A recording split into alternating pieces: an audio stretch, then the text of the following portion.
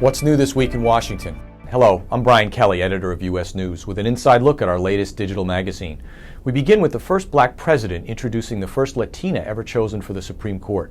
Barack Obama's nomination of Sonia Sotomayor has supporters and critics getting their arguments ready, but based on what we know so far, it's considered likely that Sotomayor will be confirmed this summer.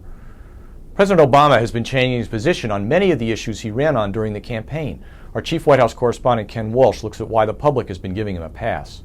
President Obama has been changing his mind a lot lately from what he promised on the campaign trail.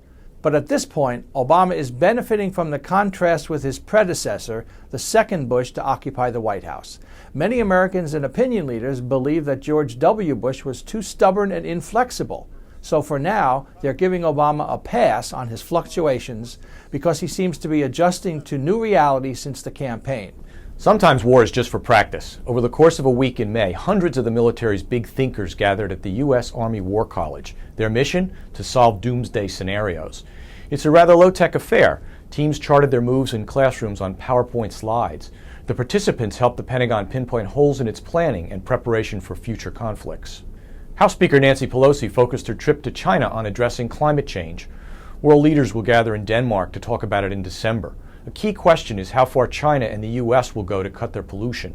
China's position on the issue globally remains a mystery, but Beijing is set to spend big money for cleaner energy at home. And in Washington Whispers, why did the president bring in out-of-towners from Pittsburgh to help make Memorial Day breakfast at the White House? Whispers reporter Nikki Schwab says it's a matter of taste. This year, when planning the menu, the president decided to bring in the owners of a diner in Pittsburgh to make their special crepe-like pancakes for the event. He had visited the diner, it's called Pamela's, back when he was still campaigning for the Pennsylvania primary, and he thought their pancakes were delicious. Nikki also reports on a big day for the youngest member of Congress.